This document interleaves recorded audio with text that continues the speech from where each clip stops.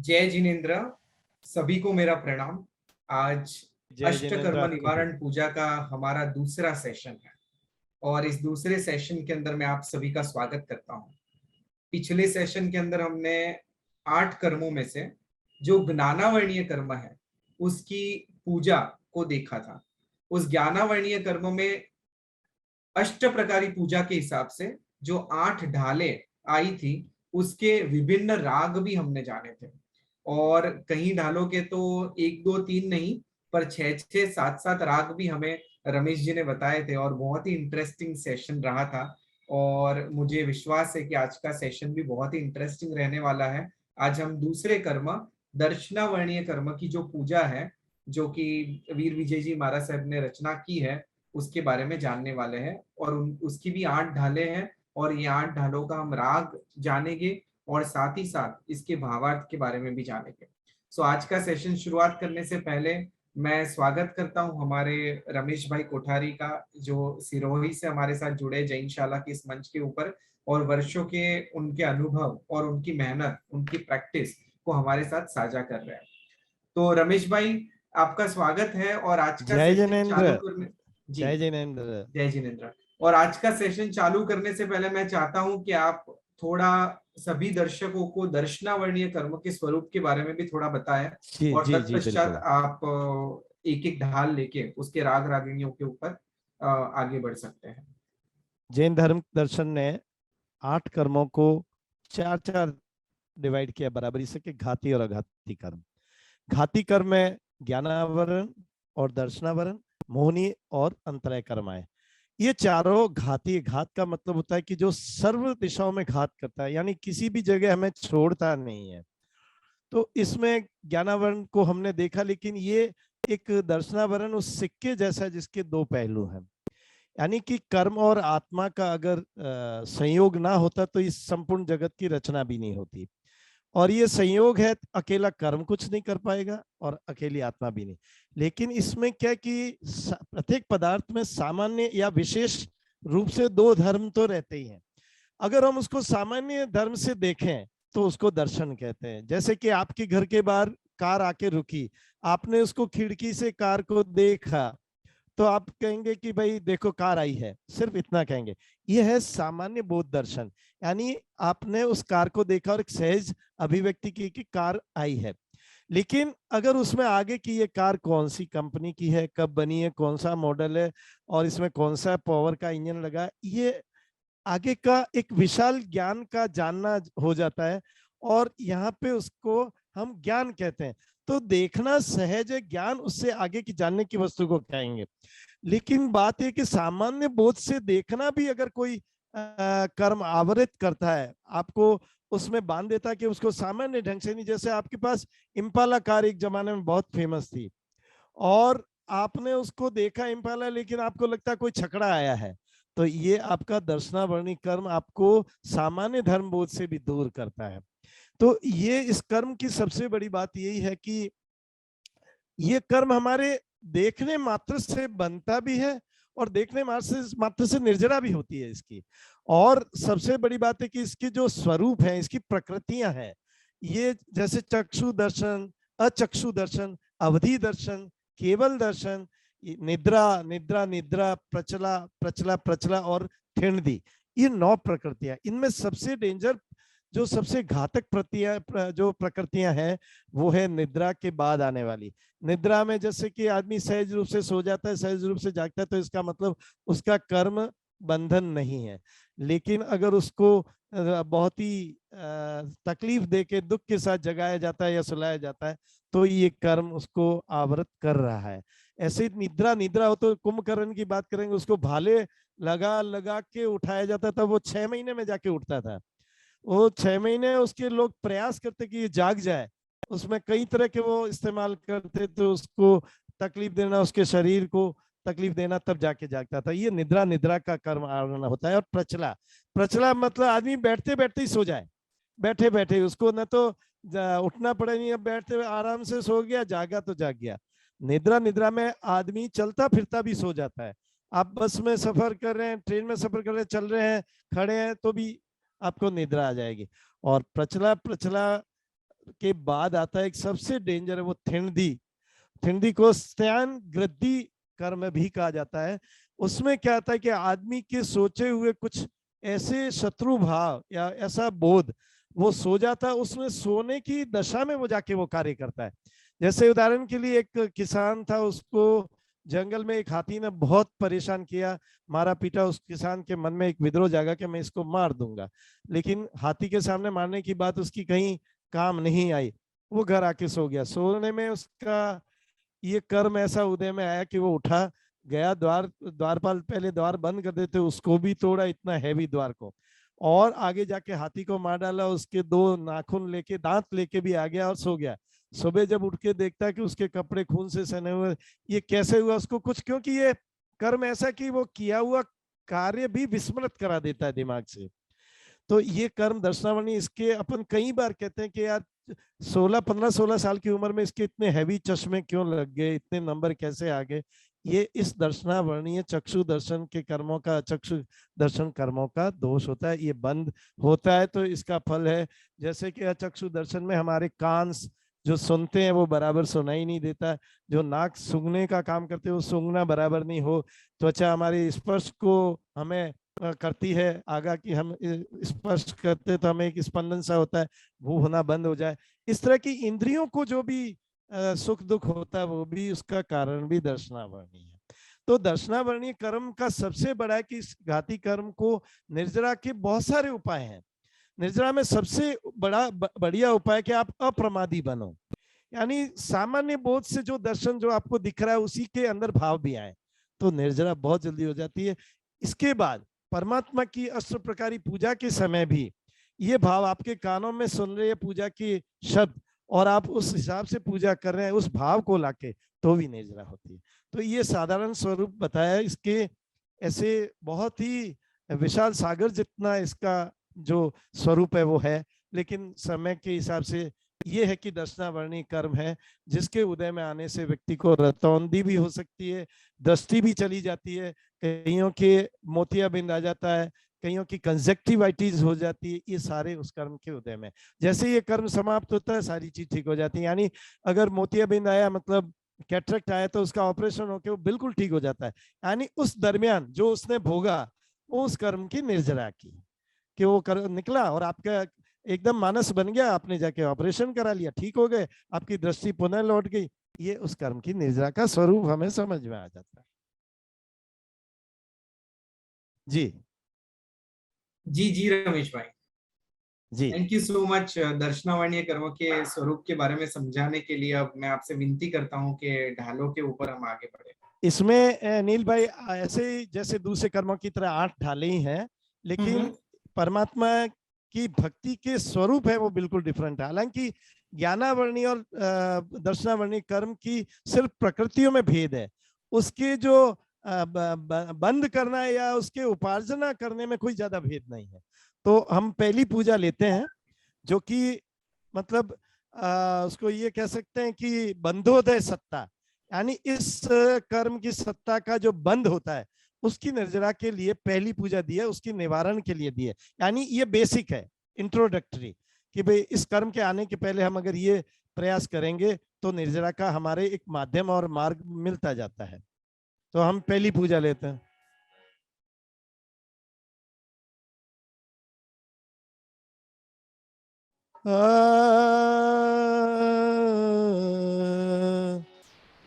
मागध ने वरदान प्रभास, गंगा नीर विवेक रे, दर्शन वरण निवारण कारण, अरहाने अभिषेक रे।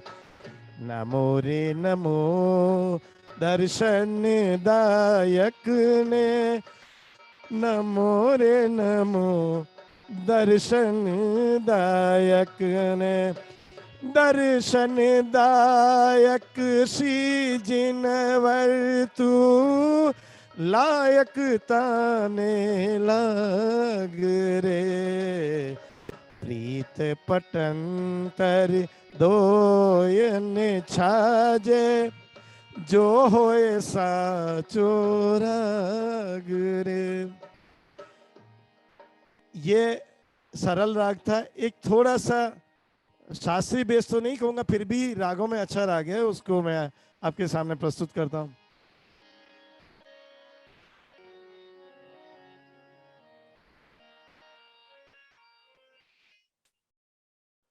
नमो रे दर्शन दायक ने, नमो रे नमो दर्शन दायक ने, नमो रे दर्शन दायक ने, नमो रे नमो दर्शन दायक ने। मागहने वरदाम प्रभास, गंगा नीर विवेक रे।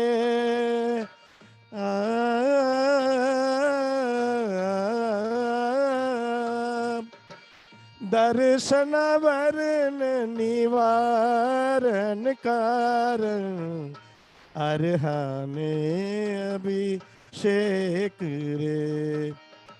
नमो रे नमो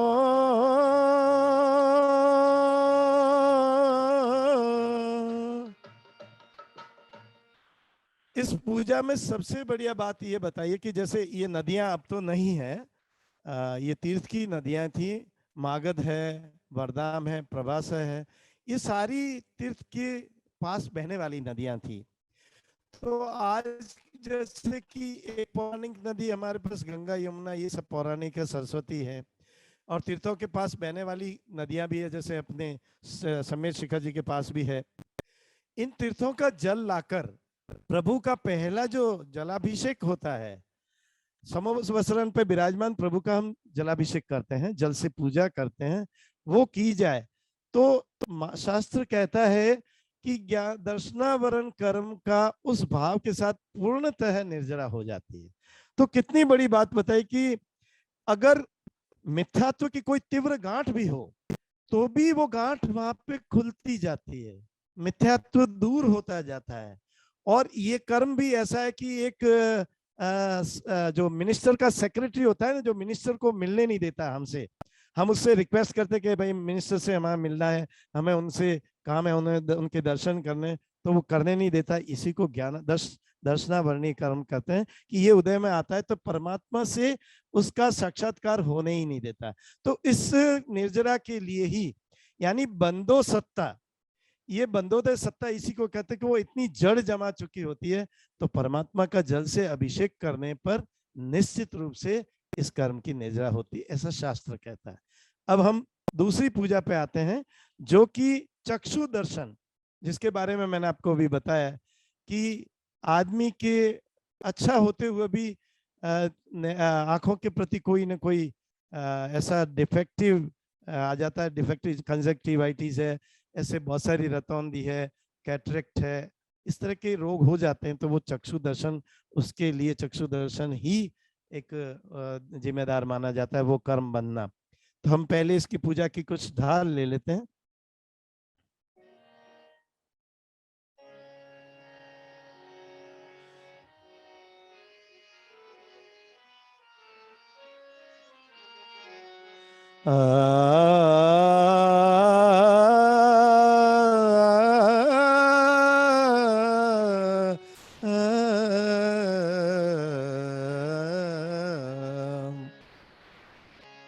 द्रव्य गुण पर जायने मुद्रा रे, चौगुण प्रतिमा प्यारी रे, नयगम भंग प्रमाण ने निरखी, नयगम भंग प्रमाण ने निरखी, कुमति कदाग्रह हारी रे, रुज मूर्ति मोहन गारी रे, तुझ मूर्ति मोहन गारी रे, हो तुझ मूर्ति मोहन गारी रसिया, तुझ मूर्ति मोहन गारी। ये राग सौरठ में था और ये बहुत ही प्राचीन राग है। गुरु भगवंत वीर विजय जी ने इस राग की बहुत सारी रचनाएं दी है। 45 आगम की पूजाओं में भी दी, 99 प्रकार की पूजाओं में भी दी है। इसको अगर अपन सीधे से सीखना चाहे तो ये जो मैं जानती बिसरत है सैया, घुंघटा में आग लगा देती, मैं लाज का बंधन छोड़ सकी, पिया प्यारे को अपने मना लेती। ये इसका सांकेतिक गीत है, बहुत बढ़िया है। इससे लोग बहुत जल्दी पिक कर पाएंगे।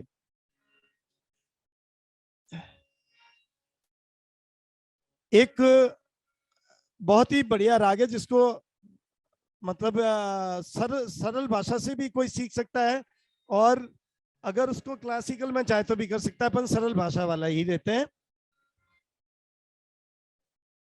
तुझ मूर्ति मोहन गारी हो रसिया, तुझ मूर्ति मोहन गारी हो रसिया, तुझ मूर्ति मोहन गारी हो रसिया, तुझ मूर्ति मोहन गारी हो रसिया।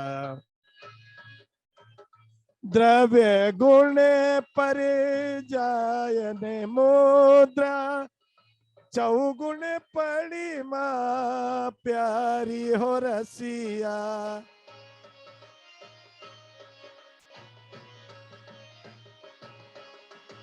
नयगम भंग प्रमाण ने निरखी, कुमति कदा ग्रह धारियो रसिया, कुमति कदा ग्रह धारी हो रसिया, रसिया तुझ मूर्ति मोहन गारी रसिया। भैया मेरे राखी के बंधन को निभाना, भैया मेरे राखी के बंधन को निभाना, देखो ये नाता पुराना पुराना भैया मेरे। ये अब इसकी इस पूजा की सबसे बड़ी विशेषता है कि ये सरल रागों में बहुत कम गाई जा सकती है। शास्त्रीय या उपशास्त्रीय रागों में इसके बहुत सारे राग है जिसकी गिनती भी कठिन है। तो हमने ये किया। अब इसके हम इस पूजा के भावों को एक बार ढाल किस लिए रचना की गई, तो चक्षु दर्शन कर्म के निवारण के लिए। चक्षु दर्शन कर्म उदय में आता है तो आंखों के संबंधित सारे, यानी बाकी चार जो इंद्रियां हैं उस पर नहीं है, सिर्फ आंखों को ही ये प्रभावित करता है। तो इसमें परमात्मा जिनेश्वर ने, जिन्होंने जो कि खुद ही स्वयं ही 9 तत्वों के उपदेशक जिनको माना गया है, इनके 9 अंगों के चंदन से या केसर के घोल के साथ पूजा करते हैं, यानी नवांगी पूजा। तो इसके उत्तर प्रकृति के दोष टलते हैं। उत्तर प्रकृति कौन सी थी? जो मैंने बताई थी, निद्रा निद्रा निद्रा, प्रचला प्रचला प्रचला, ठंडी। तो उत्तर प्रकृति में चक्षु दर्शन का भयावह रूप होता है, यानी बहुत ही घातक स्वरूप हो जाता है, जो कि चक्षु दर्शन और अचक्षु दर्शन में अवधि या केवल में नहीं होता है, लेकिन सर्वघाती है। सिर्फ मात्र केवल दर्शन है जो कि देश, ये सारे देश घाती हैं, मात्र केवल दर्शन है वो सर्वघाती के साथ इन प्रकृतियों में जोड़ता है। तो बात यही है कि इस पूजा के कारण ये कि हे परमात्मा, आपकी जो मूर्ति है ये बहुत ही रसिक है, मनमोहक है, और इसमें मेरे द्रव्य गुण पर्याय मुद्रा ऐसे चारों प्रकार से गुणवान व शोभित आपकी जो प्रतिमा है, इसकी मैं अगर अंग पूजा करता हूं तो ये सारे गुण मेरे ऊपर प्रभाव डाले और मैं भी वैसा बनने की कोशिश करूं, मुझे भी इस दर्शनावर्णी कर्म से मुक्त हो जाऊं, ऐसा मुझ पर प्रभाव आपकी, और मतलब आपका जो प्रतिमा का जो दर्शन मात्र है उससे मेरा दर्शन के जो कर्म आवरण है वो दूर हो। तो इसमें क्या कुमति यानी कि बुद्धि, ज्ञान पीछे पीछे चल रहा है। कुमति और कदागरी, ये कदागरी यानी कि आपको बिना बात की किसी बात के लिए बहुत ज्यादा हठी होना, जिद्दी होना, ये सारे इसी में आते। तो इसमें उन्होंने परमात्मा के सामने यही एक तरह से आत्मनिवेदना की कि आपकी मूर्ति को देखने का अवसर मुझे मिलता रहे, ताकि मेरा चक्षु दर्शनावरण कर्म की निर्जरा होती रहे, और परभव में भी इस कर्म के उदय में आने से मेरे न तो कोई रतौंदी हो, न मैं काना बनूं, न मैं अंधा बनूं, न मुझे और कोई ऐसे रोग हो। ऐसी परमात्मा से विशेष निवेदन किया जाता है, विनती की जाती है। तो ये दूसरी पूजा में थी। इस संबंधित हमें कोई मतलब बहुत ही चक्षु दर्शन जो है ये बहुत ही सरल प्रभाव से निर्जरा हो सकती है, लेकिन प्रमाद यहाँ पे भी आता है। अगर आप ये करते हुए किसी तरह का प्रमाद करते हैं, चूक हो जाती है, तो निश्चित रूप से ये कर्म और बनता है, मतलब जटिल से जटिल होता जाता है। तो अप्रमादी बनना सबसे पहले निर्जरा का उपाय है। अब हम तीसरी पूजा पे आते हैं, जो इसी का अचक्षु दर्शन, यानी कि अब चक्षु हट गए, हमारी इंद्रियां क्या महसूस करती है उसके बारे में ये बताया जाए।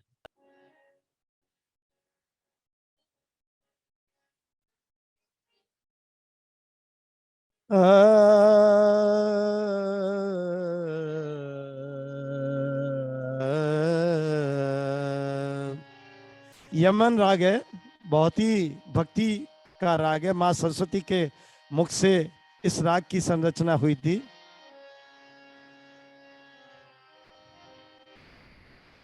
डमरो मरो केत की फूले, पूजा फूल प्रकाश जी, भोगी निवासा संयुत आशा, लक्षण बनती नासा जी, लक्षण बनती नासा जी रे, भव भव ठरिए जी, जिन गुण माल रसा, हो कंठे धरिए जी, जिन गुण माल रसाल रे, कंठे धरिए जी, जब दीप जले आना, जब शाम ढले आना। एक इसी तरह का यमन और है, वो इससे भी बहुत बढ़िया है। यमन के बहुत सारे विस्तृत भाग हैं। दर दे दे दे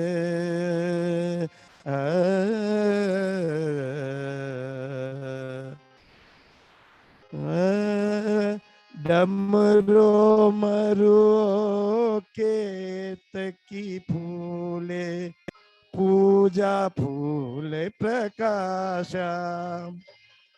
भोगी निवास संयुत आशा, लक्षण वंती नाशा,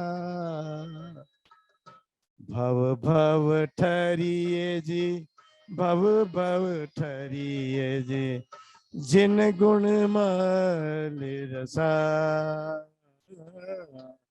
कंठे धरिए जी। तो ये इस पूजा के सरल सरल आगे एक बहुत अच्छा राग और याद आ गया, सिर्फ कुछ सेकंड के लिए। बहुत पुराना गीत है। पिंजरे के पंछी रे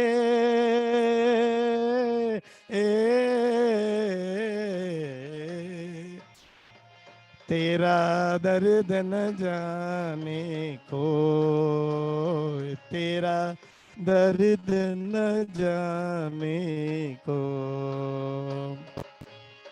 डमरो मरुओ केत की फूले, पूजा फूल प्रकाश जी रे, भोगी निवास संयुत आशा, लक्ष्मण बंती न सरे, ओ भव भव ठरिए जी, हो भव भव ठरिए जी। ये भी एक सरल राग था और इसको पूजा में क्योंकि इसके अंदर जो ताल है वो बहुत रिदम फास्ट चलती है, तो लोगों को बहुत आनंद आता है।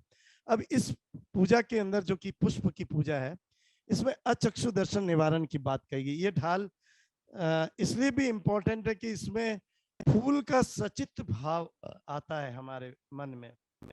तो तरह तरह के फूल हैं, जैसे डमरा है अभी अवेलेबल है, मरुआ अवेलेबल है, केतकी के फूल अवेलेबल हैं, जाई है।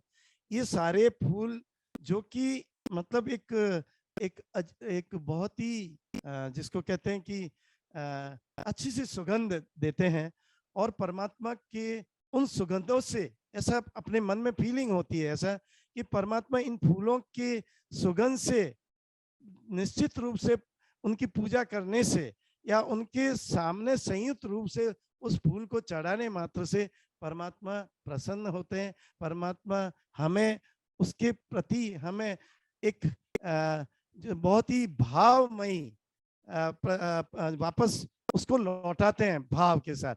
तो वो भाव है, वो हमारी अचक्षु दर्शन के निवारण के भाव हम लेके पूजा करें उन फूलों के साथ।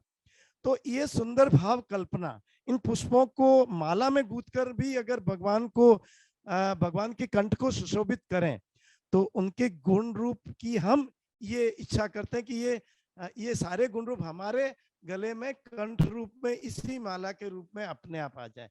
यानी ये प्रतिबिंब कहा जा सकता है। आईने में जैसा प्रतिबिंब दिखता है, वैसे ही इसको हम प्रतिबिंब के रूप में ले सकते हैं कि जिन फूलों के साथ जो माला मैंने परमात्मा के कंठ में डालकर सुशोभित किया, वैसे गुण उनके मेरे मुझ में आ जाए। तो ये परमात्मा के गुणों का बहुमान हम करते हैं। और सबसे बड़ी बात यह कि जिनागम वाणी जो भाव और बहुमान को अच्छे पूर्वक हम अगर सुने, तो प्राणी द्रव्य भाव से बहिरात्मक के भाव से निश्चित रूप से अपनी ये जो सारी इंद्रियां हैं उनको बहिरात्म भाव से प्रमादी होने से बचा सकता है। तो ये इस पूजा के बहुत बढ़िया। और सबसे बड़ी बात यह कि इस पूजा के रूप में हम परमात्मा का गुण गान ध्यान तान गान जो भी करते हैं, वो सिर्फ शुद्ध प्ररूपणा लिए हुए करते हैं कि हमारे अंदर जो भाव है वो प्ररूपणा के भाव हो, और फलस्वरूप हमें परमात्मा जैसे हम गा रहे हैं या परमात्मा को कोई हम निवेदन करें, तो ये भाव आना चाहिए कि परमात्मा हमें कभी गूंगा ना बनाए। गूंगा बनना यानी कि आपकी जो वाक शक्ति है उसका जाना, यह भी अचक्षु दर्शन में आता है। या मुझे बहरा मत बनाना, तो आपकी सुनने की शक्ति का भी जो रास होता है वो इस कर्म के कारण है, या आपके स्पर्श का या सूंघने का। तो ये चारों परमात्मा के आगे नतमस्तक होकर हम भाव पूर्वक ये वंदना करते हैं कि हे परमात्मा, आपके जो निर्मल गुण है, निर्लिप्त भाव है, आपकी राग द्वेष रहित भाव है, वो हम में आए। ये अचक्षु दर्शन की निर्जरा के लिए इस पूजा का है। तो अब चौथी पूजा पे आ जाते हैं। चौथी पूजा है वो अवधि दर्शन की है।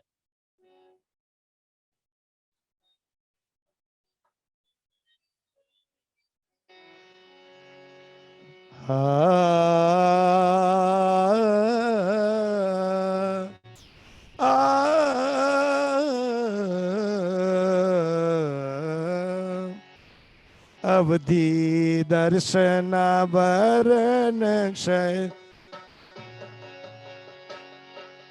अवधि रूपी ग्रह को सठ भेद विशेष हो, सठ भेद विशेष। अवधि दर्शन तेहनूर समान देखे, समान देखे ए गुण ले उपन्या पर भवती स्वामी, ભાવમાં સુખી અમે દર્શન પામી.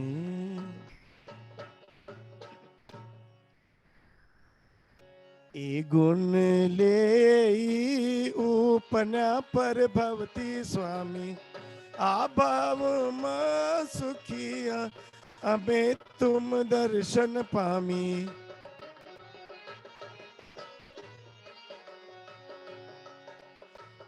इसके इस पूजा में अवधि दर्शन की बात कही गई है और अवधि दर्शन है जिसमें कि हम मन इंद्रियां किसी के भी बिना अवधि दर्शन का जो कर्म का स्वरूप है, जिसमें मन और इंद्रियों के बिना आत्मा को जो आत्मा के ज्ञान को जो आवृत करती है, आत्मा के दर्शन को जो आवरण करती है, वो अवधि दर्शन कहलाती है. ज्ञान में अवधि ज्ञान होता है और दर्शन में अवधि दर्शन होता है. अवधि ज्ञान और अवधि दर्शन दोनों रूपी द्रव्य के ग्राहक हैं, यानी दोनों में रूपी द्रव्य समान है और रूपी द्रव्य को जानने वाला जो भी अवधि ज्ञानी के प्रतिपादी आदि 6 भेदों को जानता है, तो इन 6 भेदों को सामान्य रूप से जानना ही अवधि दर्शन कहलाता है.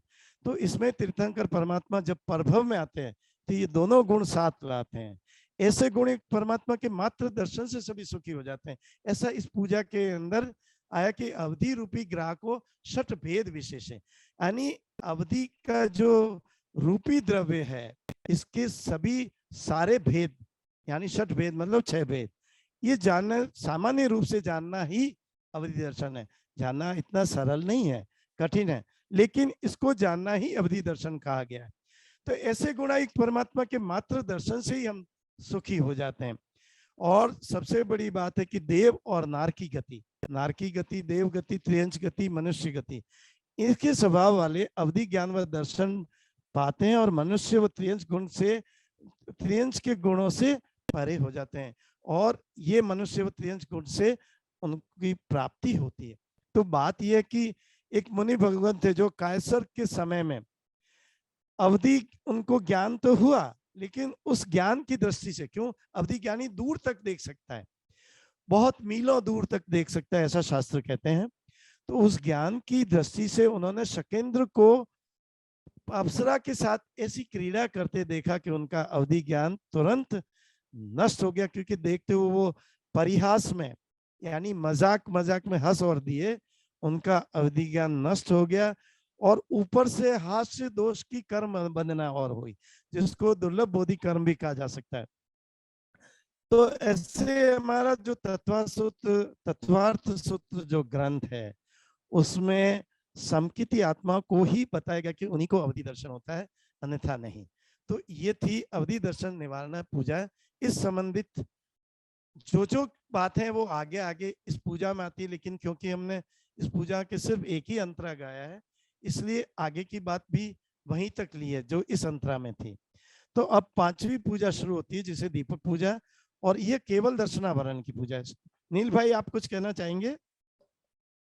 नहीं, परफेक्ट. आप मींस बहुत अच्छा एक्सप्लेनेशन भी दे रहे हो, तो हम एनग्रॉस्ड हो गए सुन रहे हैं. जी. ये 5वीं पूजा जो ज्ञानावरण में थी, आपको ध्यान हो तो ज्योति जगमगे रे अड़ी दीप प्रमाण, तो इसमें उसी पूजा के भाव लिए दर्शन को उसमें कंटेंट में लिया, दर्शन कंटेंट. तो दीपक दीप्तो रे लोकालोक प्रमाण इसमें बात कही, और दर्शन दीवनो रे हणि आवरण लहे नरमा. अब इसकी बात यह कि इस पूजा की जो ढाल है वो जनरली सीखने की जरूरत नहीं होती, क्योंकि ज्ञानावरणी की पूजा की जो ढाल है ज्योति जगमगे रे सेम टू सेम ये है, लेकिन क्योंकि मुझे तो कुछ अलग से बताना है तो मैं इसकी अलग से कुछ ढालें आपके सामने लेता हूं.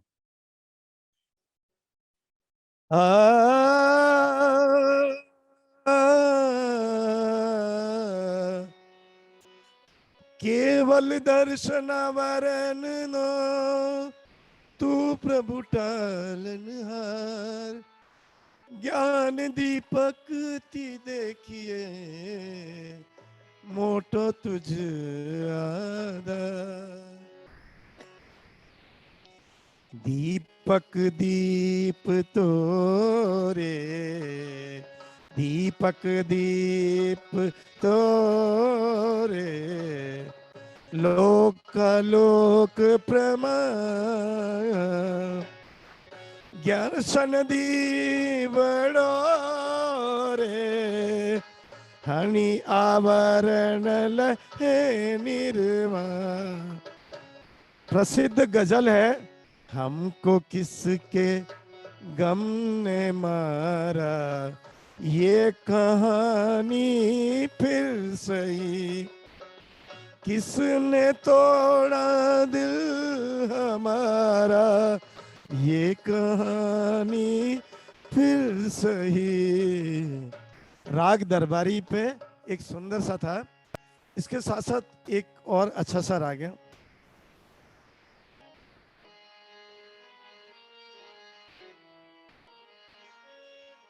संसार है एक नदिया,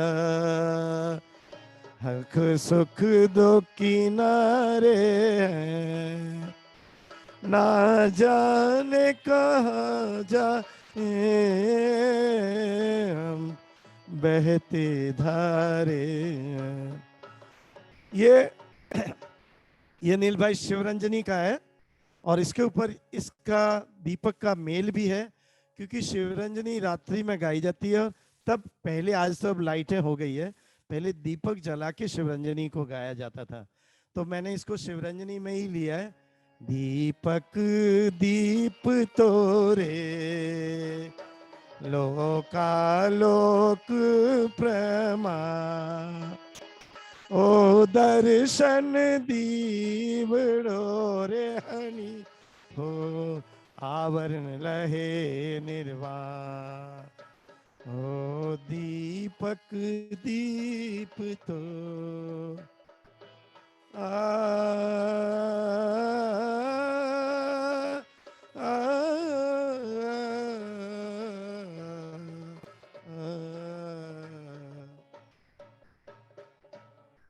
तो इसमें जो ये पूजा है केवल दर्शन की, और केवल दर्शन का घात सबसे, और इसी के बाद ही हमें मोक्ष की प्राप्ति होती है।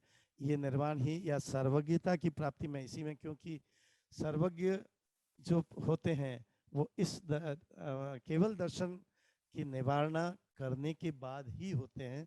तो इसमें सबसे बड़ी बात है कि इस पूजा में जो दिया है वो ये है कि केवल दर्शन वरण के क्षय पर इसकी प्राप्ति होती है, क्योंकि ये निर्वाण पद और मोक्ष पद की प्राप्ति करने का एकमात्र माध्यम है कि हम दर्शन रूपी दीपक परमात्मा के सामने, हमारे भाव है कि दर्शन रूपी दीपक जिससे कि सारे लोकालोक यानी सचराचर में सारी लोकालोक प्रकाशित हो जाए, ऐसी भाव कि प्रभु आपकी ज्योति से सारा जगत प्रकाशमान हो जाए, वो भाव, वो ज्योति हमारे अंदर जागृत हो जाए।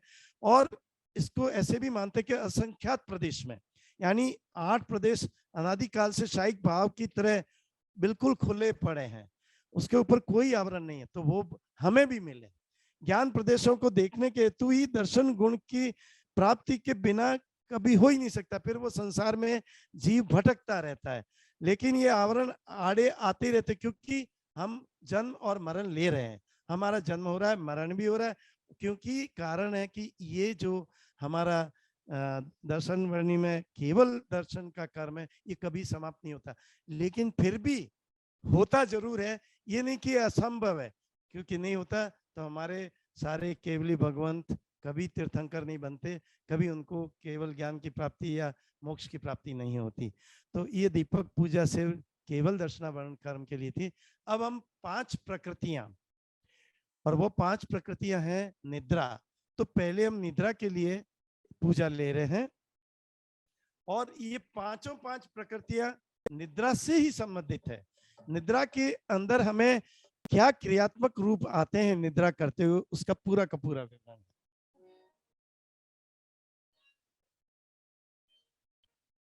हवे निंद्रा 5 पेटी रे, मोहरायतनी चेटी रे, सर्वघाती पयड़ी मोटी, निद्रा दुख बहनो छोटी रे, सर्वघाती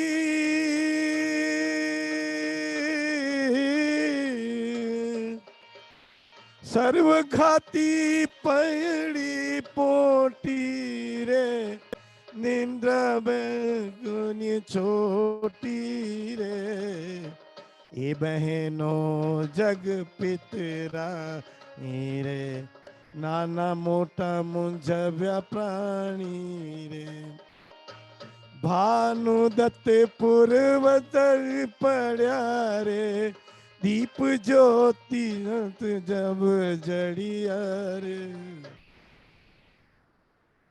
ये प्रसिद्ध फिल्मी तिलक कामोद का बहुत अच्छा गीत है। कसमें वादे प्यार वफा सब बातें हैं बातों का क्या कोई किसी का नहीं है झूठे नाते हैं नातों का क्या। एक पहाड़ी का बहुत सुंदर है। ए बहनों जगत पितरानी नाना मोटा मुझाव्या प्राणी ए बहनों जगत पितरानी नाना मोटा मुझाव्या प्राणी तुझे सूरज कहूँ या चंदा तुझे दीप कहूँ या तारा मेरा नाम करेगा रोशन जग में मेरा राज दुलारा। इस तरह के बहुत सारे इसके राग हैं दुनिया भर के, नहीं ये सरल राग है। इसमें निद्रा की पहली अवस्था को दिखाया गया कि जैसे आप सो रहे हैं और आप सो रहे हैं और जागना है तो भी आपकी इच्छा से जागना है, इच्छा से सोना है, यानी आपके ऊपर निद्रा वाला जो निद्रा प्रकृति का दर्शनावरण कर्म है वो नहीं है, उस कर्म के अधीन आप नहीं है, वो कर्म की बंधना नहीं है। लेकिन आपको नींद ही नहीं आती है और आती है तो एकदम से अटेंशन होके जाग जाते हैं, फिर वापस ऐसे ख्यालों में चले जाते हैं कि अब मुझे नींद नहीं आएगी। पहला तो ख्याल ही आएगा कि मैं जाग गया हूं मुझे नींद नहीं आएगी, फिर वापस है। ये उस दर्शनावरणी कर्म की पांचवी प्रकृति का उदय में आना होता है। तो इसके लिए परमात्मा की इस पूजा को अगर हम वैसे ही सुने मान लो, क्योंकि निंद्रा नील भाई सबसे बड़ी समस्या आज पूरे जगत में है, पूरे विश्व जगत में, और 90% लोग ट्रैंकुलाइजर जिसको कह सकते हैं, यानी कि निद्रा की दवाइयां है, निद्रा के लिए कुछ ऐसे पेय पदार्थ पीना वगैरह है। लेकिन अगर आप इस पूजा को सिर्फ सुने तो मेरा दावा है कि उसको नींद आ जाएगी। ये मैंने संगीत चिकित्सा में भी डिस्क्राइब किया है कि नींद नहीं आने पे कौन से राग आपको सुनने चाहिए। तो इसमें ये राग तिलक कामोद है, शिवरंजनी है, भैरवी है, कलावती है, सोहनी है, ये सारे राग आपको नींद की सहजता यानी उस निद्रा वाली प्रकृति का दर्शनावरणी कर्म आपको उस प्रकृति से निर्जरा दिला देता है। बड़ी 5 से 6 घंटे आपको एकदम तंद्र होके निद्रा आएगी, मतलब जिसको कहते हैं अगाध तंद्रा, वो नींद आएगी। तो इसके लिए क्या किया जाए, क्योंकि ये थिंडी त्रिक की मोटी और छोटी सी बहनों की, थिंडी जो सबसे खतरनाक प्रकृति है उसकी सबसे छोटी बहन इसको माना गया, यानी कि इस प्रकृति की शुरुआत वाली निद्रा प्रकृति। इसके बाद इसका विकृत रूप आएगा धीरे धीरे एक बाय स्टेप है।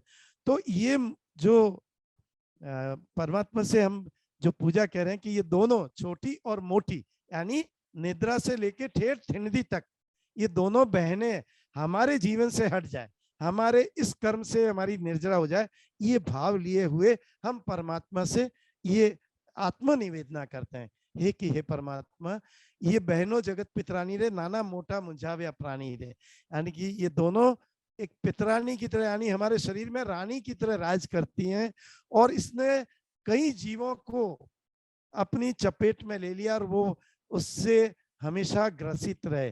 तो उसकी निद्रा के लिए ये बताया गया कि जैसे कि भानुदत्त नाम के मुनि भी थे, उनको भी निद्रा के उदय से उनका चारित्र खंडित हो गया, क्योंकि वो बैठे बैठे या चलते चलते भी सो जाते थे। तो उस समय उनकी जो धर्म क्रियाएं वो अधूरी रह जाती थी, छूट जाती। धर्म क्रिया के दौरान उनको नींद आ जाती थी, तो उनका चारित्र जीवन ही खंडित हो गया। तो ये बड़ा निकृष्ट जिसको कह सकते हैं या निकाचित कर्मों की जैसा ही है, और इसकी बद्धता प्रमाद होके ही होती है। अप्रमादी होना इसकी निर्जरा का उपाय है। अब हम सातवीं पूजा की ओर चलते हैं। सातवीं पूजा है वो निद्रा की जो अंतिम यानी थिणदी कृत। थिणदी जो है इसमें ये निद्रा निद्रा भी आ गई, प्रचला प्रचला भी आ गई और थिणदी, यानी अब ये तीनों का समावेश इसमें हो गया। किसका? निद्रा निद्रा निद्रा प्रचला और प्रचला प्रचला, ये तीनों का समावेश होता है, इसलिए इसको थिणदी त्रिक पूजा भी कहा गया है। तो हम इसको पहले पूजा को ले लेते हैं।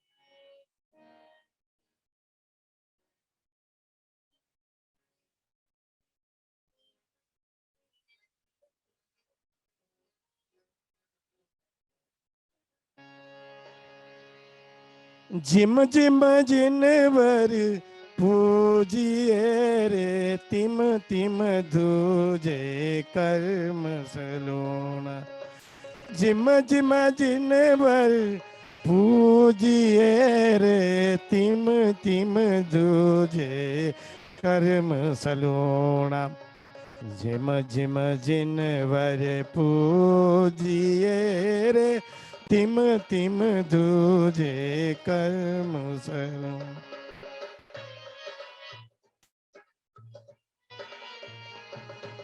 थिन दीतिक रे सांभलो रे, निंद्रा छे दुखदाय सलोना। बंद बीजावन ठान से रे, छठे उदय मुनिराय सलोना। जिम जिम जिनवर पूजिए रे, तिम तिम दूजे कर्म सलोना। इसका एक बेसिक जो फिल्मी गाना भी है, पर मैंने थोड़ा डिफरेंट किया है। दूसरों का दुखड़ा दूर करने वाले, तेरे दुख दूर करेंगे रा। किए जा तू जग में भलाई के काम, तेरे दुख दूर करेंगे रा।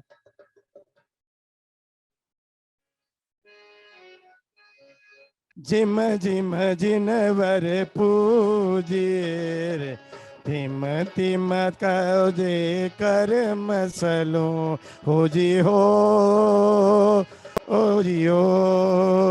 आ,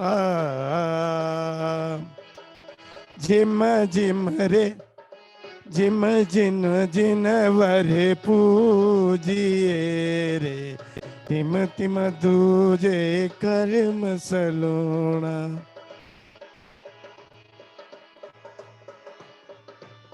जिम जिम जिनवर पूजिए रे, तिम तिम दूजे कर्म सलोना।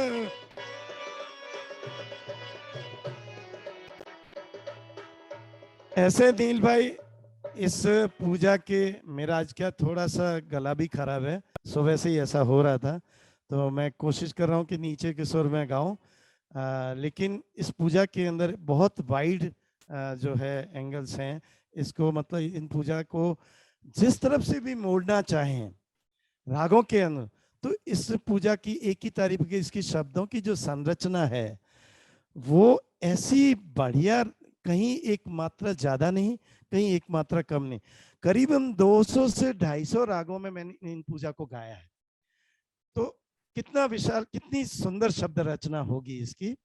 तो इसके इस पूजा में क्या है कि ये वैसे भी घाती की, ये सर्वघाती पूजा का अंतिम स्वरूप है। इसमें व्यक्ति क्या करता है कि अपने अंदर जो मन में कोई घात लगाता है, मन में ऐसा प्रमाद करता है, वो उसको प्रैक्टिकली जाग के पूरा नहीं कर पाता है।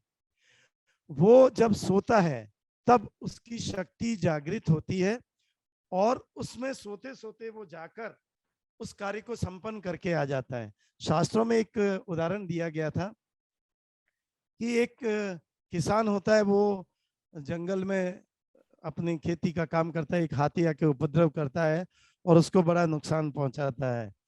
वो उसके प्रति क्षोभ में भर जाता है, क्रोध में आ जाता है, लेकिन हाथी का क्या बिगाड़ सकता है, कुछ भी नहीं। तो घर आके सो जाता है, लेकिन उसको रात्रि में वो इस ठंडी त्रिक की मतलब इसके प्रभाव से वो उठता है और जाके उसी निद्रा में उस हाथी की हत्या कर देता है और उसके दांत वगैरह निकाल के और घर आके अपने उसके पलंग के पास रख के और सो जाता है। सुबह उठ के वो देखता है कि ये क्या हुआ। अब उसके पास कोई उपाय नहीं है, तो वो एक साधु से पूछता है। तो वो जैन साधु थे, उन्होंने थिंदी त्रिक की पूरी बताई कि इस वजह से तेरे साथ ये हुआ। तो ये है थिंदी त्रिक, जो कि सर्वघाती कर्म है और इसके कर्म का बंध हमेशा दूसरे गुण स्थान पे अटकता है, यानी गुण स्थान जो हमारे हैं उसमें दूसरे स्थान पे अटक जाता है। और इसमें अगर उदय में भी आता है, मुनि भेषज में आता है या मुनि पढ़े में आता है, तो छठे गुण स्थान पर होता है। ये इसके कुछ अलग अलग, लेकिन प्रचला कर्म के उदय में आने से ये उसके आगे की जो स्टेज है वो थिंदी त्रिक में शास्त्रों ने बताई है। अब हम 8वीं पूजा ले रहे हैं, जो कि अंतिम पूजा है। और ये भी पूजा, ये तो वैसे तो सही बात है कि ये क्लासिकल राग में ही गाई जाती है, लेकिन एक में बहुत सरल राग है जो कि चारुकेशी है, एकदम सरल है, उसी में लेता हूँ ताकि लोगों के बहुत जल्दी हो जाए।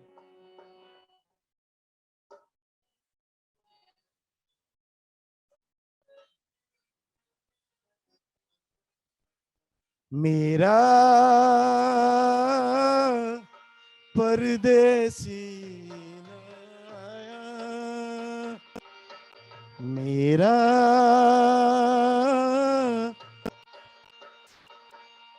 होरी खेलो मेरे साहेबिया, संगे रंगे सुन हो भैया, कनक कचौली केसरिया, होरी खेलो मेरे साहेबिया, खारक बिजोरा फल टेटीरे, फल ओ पूजे फल थारे भरिया, फाग गान गुण तान बजैया, दर्शन वरण बैरिया, होरी खेलो मेरे साहेबिया। ये बहुत ही सुंदर रचना है और जैसे ऐसे लगता है कि इसी रचना पे फिल्म ने अपने गीत की रचना की थी। फिल्म गीतकार ये जो लिखा जिस गीतकार ने, तो ये होली की कल्पना किए हुए, यानी कि परमात्मा के संग होली खेलने का भाव कैसे मन में आया और उसके भाव के प्रभाव हमें क्या मिले, ये पूरी इसके अंदर, क्योंकि ये जो अंतिम पूजा है इसमें मोक्ष प्राप्ति की भावना का ही उद्गार प्रकट किया जाता है। हालांकि मोक्ष मिलता नहीं है, लेकिन हम उद्गार ये प्रकट करते कि हे प्रभु, मुझे फल अगर देना ही है तब मोक्ष का फल दे, हमें दूसरे फल से मेरा कुछ नहीं होने वाला है। और सही बात यह कि होली के समय फाग गाया जाता है। फाग एक विशेष शैली का ग्रामीण अंचलों से निकला हुआ राग है और इसी राग में इसकी रचना भी की थी, फाग राग में। इस राग को प्रभु को बहुत ही मन लुभावना लगता है, ऐसा शास्त्र कहता है। और इसके साथ गाने से एकाग्रता आती है, यानी एक कंटिन्यूशन आता है, एक तरह से एक चित्त हो जाता है व्यक्ति, और एकाग्रता आने पे ही उसके पास दर्शनावरणी कर्म अगर उसकी वंदना है तो भी एक तरह से भयभीत होकर दूर होना शुरू कर देता है कि अब इसकी जो स्थिति है ये सारी मिट रही है, क्योंकि हम परमात्मा के सामने इस भाग राग के साथ हम एकाग्रता के साथ परमात्मा की आखिरी पूजा जो कि फल पूजा है और ये फल प्राप्ति के लिए की जाती है, वो कर रहे हैं। तो मन में ये भाव होता है कि आपके दर्शन के बिना मैं संसार में भटक रहा हूँ, भटकता रहूंगा। कुदेव व कुतीर्थ, यानी गुरु को अगुरु मानना, कुदेव मानना, तीर्थ को कुतीर्थ मानना, यानी कि ये सब उनके विपरीत बात करना। जैसे कि आपने ज्ञानावरणी कर्म में बंधन के कारण देखे थे कि ज्ञानी का अपमान करना, ज्ञान शास्त्र की हानि करना, ज्ञान को प्राप्त करने में विघ्न पैदा करना, ये छह सेम टू सेम दर्शन वर्ण में करण में भी आते हैं। कारण जो दर्शन वर्ण का कारण क्या है, ये इसी में आते हैं। तो ये हम कहते हैं कि हे परमात्मा, मुझे दुख और शोक क्यों मिला कि मैंने प्रमाद किया, कुगुरु, कुतीर्थ, कुदेव सभी की अवमानना की, उनकी मतलब एक तरह से उनके प्रति जिसको कहते हैं कि एक अविश्वसनीय भाव पैदा किया कि ऐसा नहीं है। तो उसकी वजह से जो मुझे मिला है तो वो और उसके बदले कई हमने ऐसी आदतें अपने अंदर डाल दी, कई ऐसे भाव पैदा किए जिसको हम कुव्रत भी कह सकते हैं एक तरह से। तो ये सब अगर चला जाए तो परमात्मा, मैं आपकी इसी वजह से ये पूजा कर रहा हूँ कि मेरे मतलब आपकी आज्ञा में, आपकी आज्ञा को धारण करने की अवस्था आप प्रदान करें। जो स्थिति बंद मेरी घट रही है वो समाप्त हो जाए। तो ये है आखिरी पूजा। पूजाएं समाप्त हो गई है और इस संबंधित कुछ और अगर आप बात जानना चाहें या जैसा भी आप आगे कहें। जी जी, मैं ये सेशन ओपन रखना चाहूंगा। जितने भी हमारे दर्शक जुड़े हैं उनको अगर कोई प्रश्न पूछना है रमेश जी से, तो आप हैंड रेज कर सकते हैं, या कुछ कहना है तो भी आप हैंड रेज कर सकते हैं। तब तक के लिए रमेश जी, एक प्रश्न आया है कि जी क्या ये सभी पूजा रिकॉर्डेड फॉर्म में मिलती है, यानी किसी ने रिकॉर्ड की है? जी, बहुत बहुत बढ़िया बात पूछी है। ऐसा प्रयास मैंने हमारे राष्ट्रीय संत पद्म सागर जी के सामने मैंने, क्योंकि उनके कहने पे मैंने एक मेघमल्हार राग में पूजा गाई थी और परमात्मा की कृपा, असीम कृपा है, या मुझे सत्य साबित करने के लिए उस समय कुछ बूंदे बरसात की आई थी। ये हमारा प्रैक्टिकल अनुभव है। करीब 1000 लोग थे वहां पे। तो ये पूजाएं जो है वो रागों पे आधारित है और उन्होंने ये आदेश दिया था कि इन पूजाओं को, पूरी की पूरी पूजाओं को हम रिकॉर्ड नहीं करेंगे, आशातना होती है, लेकिन आप इसको एक तरह से डिमोन्स्ट्रेट कर सकते हैं, उसकी शिक्षा दे सकते हैं, उसमें कोई आशातना।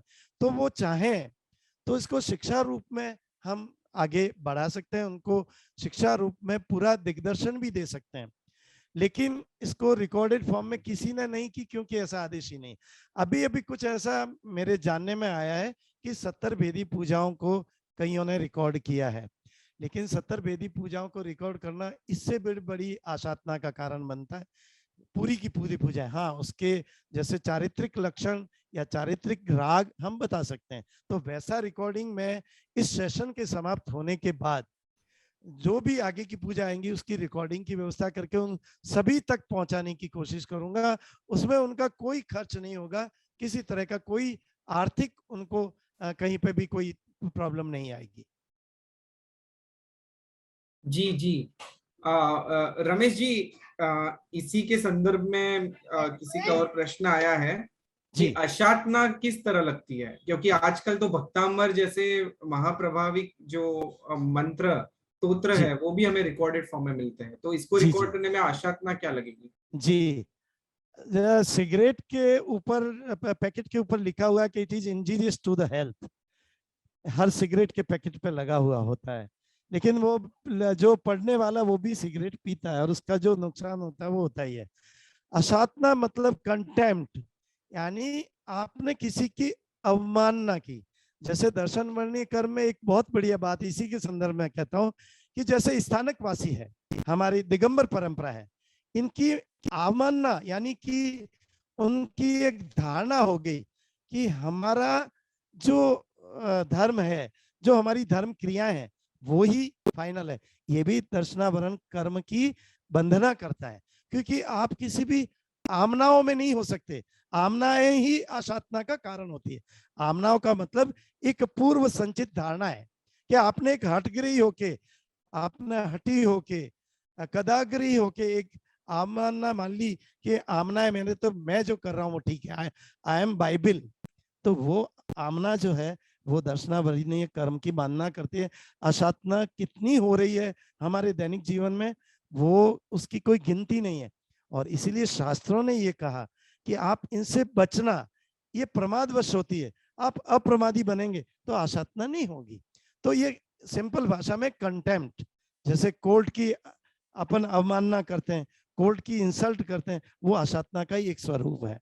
तो आसाधना एक वृक्ष है, उसके अंदर की निकली धाराएं या डालियां कह सकते, वो अलग अलग तरह की हैं। जी जी रमेश जी, अगर वो जी मटेरियल की बात करते हैं तो हम अष्ट प्रकार जो भी 8 कर्म की पूजा है उसका मटेरियल आपको ग्रुप में हमने भेजा भी था कुछ पूजाओं का, और भेजते रहेंगे। आप डाउनलोड करके प्रिंट आउट ले सकते हैं कि जिससे आपको आसानी हो। और जो भी सेशन होते हैं उसकी रिकॉर्डिंग आपको the Jain foundation YouTube channel के ऊपर प्राप्त हो जाएगी। हम रिकॉर्डिंग ग्रुप के ऊपर भी रखेंगे जिससे आप इजीली एक्सेस कर सको। और किसी को कुछ कहना है, कोई प्रश्न है? जी रमेश जी, मुझे लगता है यहाँ हमारे सभी प्रश्न आज के समाप्त होते हैं। सो हम आज तो के सेशन के विराम की ओर आगे बढ़ सकते हैं। मैं सभी से कहना चाहूंगा कि पुनः हम लोग अगले बुधवार को तीसरी वेदनीय पूजा कर्म, वेदनीय कर्म के बारे में जानेंगे। और तब तक के लिए हम अलविदा लेते हैं। और ये भी कहना चाहता हूँ कि इस शनिवार को शाम को 8:30 से 9:30 जैन टॉक्स का 150वां सेशन है। अब ओह तक इस मंच के ऊपर लगभग 180 जितने विद्वान आ चुके हैं। और बहुत उस बहुत दिन बढ़िया, हमारे बढ़िया। इस मंच के ऊपर आचार्य चंदना श्री जी जो पद्मश्री अवॉर्डी है वो आ रहे हैं। जी और जी बहुत ही सुंदर तीर्थंकर महावीर के ऊपर टॉक देने वाले हैं। जी। उनका व्यक्तित्व भी बहुत जबरदस्त है, उनकी ऑरा भी बहुत जबरदस्त है, उनका काम भी जबरदस्त है। तो अगर आपको जानना है तो आप जरूर जैन टॉक्स के 150 टॉक सेशन में जुड़ना। आपको चैट बॉक्स के ऊपर जैन फाउंडेशन की लिंक और नंबर भेजा गया है जिससे आप ग्रुप में जुड़ सको, यूट्यूब चैनल सब्सक्राइब कर सको। और आपको कोई भी प्रश्न है तो आप जैन फाउंडेशन के नंबर के ऊपर व्हाट्सएप या कॉल भी कर सकते हैं। तो इसी के साथ हम आज के सेशन को विराम देते हैं। और विराम देने से पहले जगत के सभी जीवों का कल्याण हो, जगत के सभी जीवों का मंगल हो, जगत के सभी जीव हमारे मित्र है, कोई भी हमारा वैरी नहीं है, इस भावना के साथ प्रार्थना। अणु परमाणु शिव बनी जाओ, अखा विश्व नु मंगल थाओ, सर्वे जीवो मोक्षे जाओ। कामे मी सब जीवे सब्बे जीवा खमंतु में, मित्ति में सब भूए सुवैरम मज्जन के नहीं। सर्वथा सौ सुखी था हो, पाप ना कोई आचरो, राग द्वेषति मुक्त बनीने, समता सौ समाचरो। सभी को मेरे प्रणाम। जय जिनेन्द्र।